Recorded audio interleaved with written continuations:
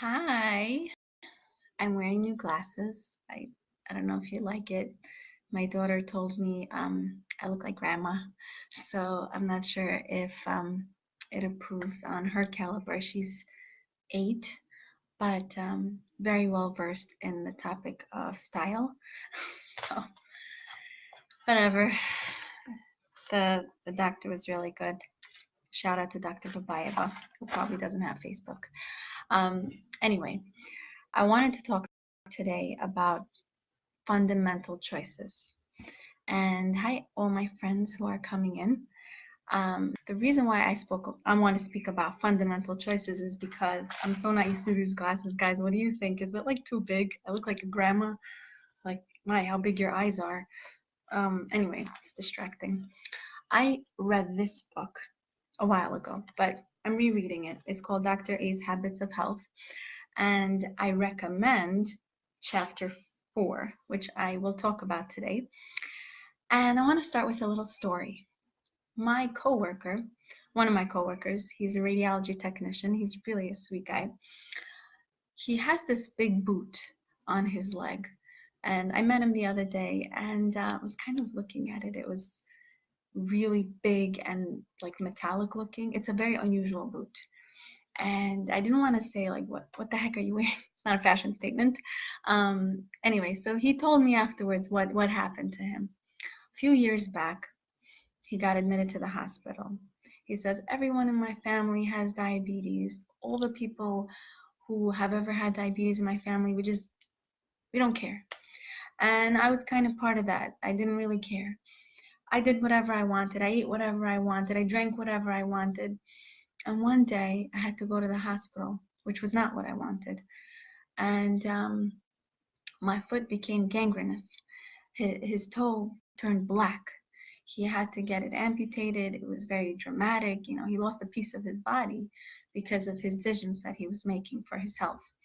And the reason why he was wearing the boot is because the bones in his foot were falling apart. They just were just dissolving into just losing its shape. So he said, and I said, so what happened that moment? Like, when did you click? Like, you're different now, right? He says, yeah, I take care of myself. My sugars are under control. I follow up with my doctor regularly. So I said to him, so what happened? Like, why did that happen? And what changed? And this is why I wanted to talk about chapter 4. He made a fundamental choice. What is a fundamental choice? It's really the most important choice you will make.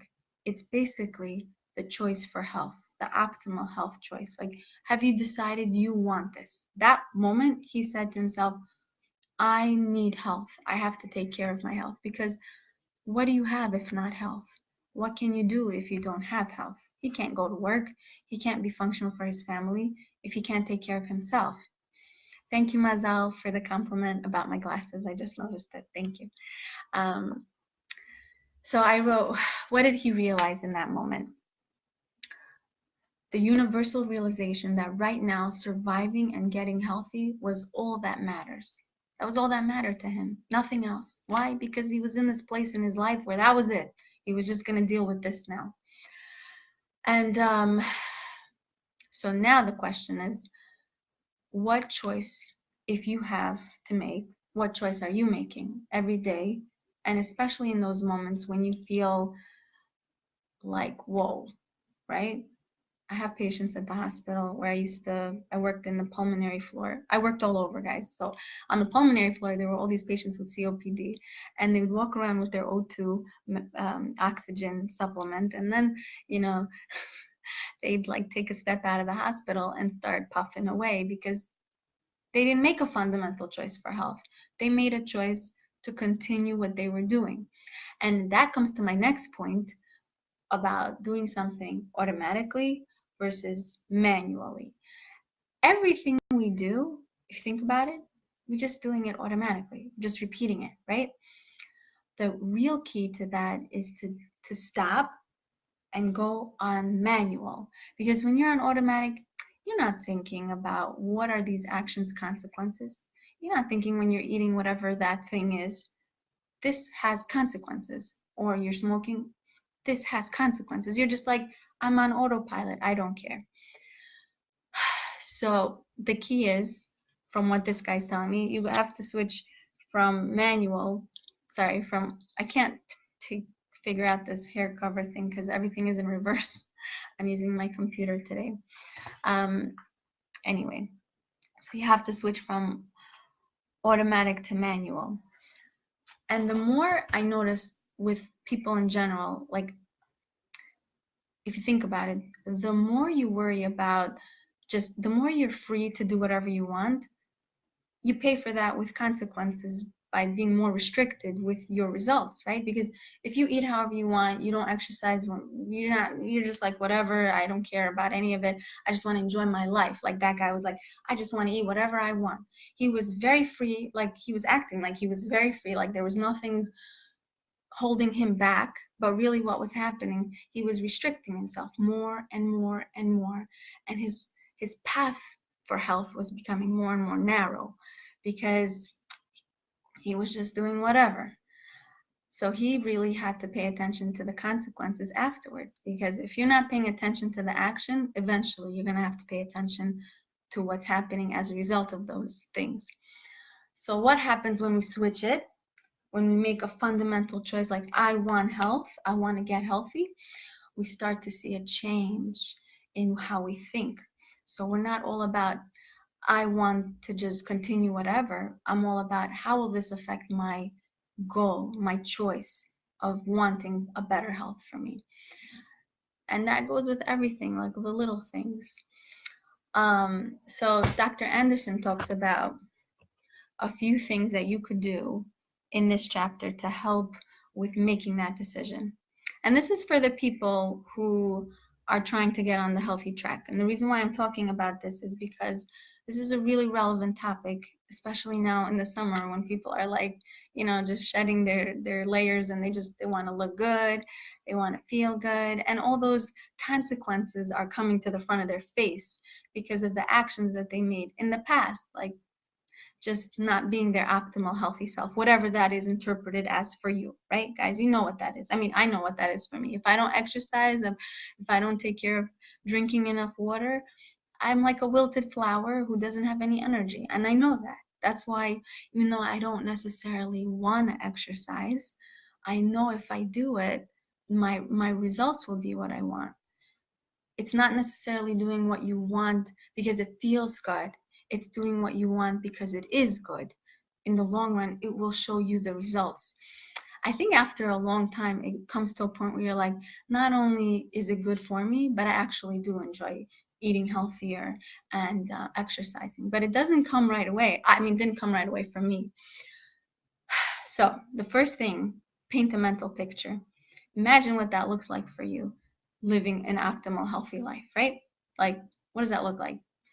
Exercising, eating healthy. Just imagine what that person looks like in your head for you. The second thing, quantify your goal with a time frame. So, for example, in 6 months' time, I am doing, like, I am at my health goal, or like this month I am planning to lose 10 pounds, 5 pounds, whatever. And then the third thing is, don't compare to others, and don't compare to yourself. Like, don't write down, I am going to be better than my past. Write down, I am healthier now, like in this new picture of yours. This is what he writes anyway. I know it's a lot to take in. I'm not used to these glasses. They are so big. Why did I choose them? Oh my God. All right, I'm going to wear contacts next time. This is way too big. I can't even focus, guys. It's just so big, these glasses. Tell me the truth. Is it too big? I don't know. Maybe just the lens makes it grow bigger. I don't know. Anyway, another thing, don't focus on the negative aspect. Not like, I am not going to be short of breath when I go for a walk. Say instead, I am walking my dog and I'm able to talk on the phone or to my dog at the same time without, just I'm able to talk with my dog and comfortably. Like, don't use any negative statements. Okay, so all that together should lead to your focus Thank you, Mazal. You are so sweet. Mazal says, don't doubt yourself. They look really cute. Mazal, I'm going to place you on record and I'm just going to call you every day to just remind me not to doubt myself because I really appreciate that. Okay. So the next time you do something and you're thinking, I want it, and you're like on the cuff of being automatic and manual, ask yourself, would you rather the freedom to choose your action now or the freedom of the consequences as a result? Because you're going to choose one or the other. You either have the choice to do it whatever, willy-nilly, or the choice to deal with the result. If you do it right, it feels good. It is good if you do it right. You understand? I don't know. These glasses are just okay. How about now? I can't see anybody because I'm blind. And everything is so clear. Okay, so I hope I wasn't too distracting with my new look. My point and my message was just to focus on your goal, on your fundamental health goal. That's basically it in a nutshell. And if you want to get healthy or join a community that's all about promoting that, please reach out to me because I will connect you to the community that was that helped my husband, and it's really helped him. I'm just so proud of him. And me too, guys. I'm proud of myself because I was like, I could not even do 3 seconds of planks, guys. I'm going to share with you a little bit. I couldn't even do 3 seconds. You know what that means? I fell on my face. And it was pretty embarrassing because it was bad. And I couldn't even do one push-up or sit-up. Not even one. Now, I could do, today morning I did 65 seconds of planks. 65, that's more than a minute. And my kid almost sat on me while I was doing it. So that was really challenging because my 2-year-old prefers that there's some weight resistance on my back while I do my planks. And then my sit-ups and push-ups, I can do much more than I was doing before, which is super awesome. So proud of that. And if you need somebody to cheer you on about how awesome you are, you know my number. And if you don't, you can find me on Facebook. All right. I'll talk to you later. Bye. Have an awesome week.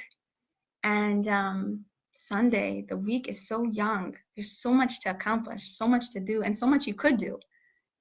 So if you come alive tomorrow, that means God thought he needs you here because you're valuable. All right? Don't forget that. Bye. See you.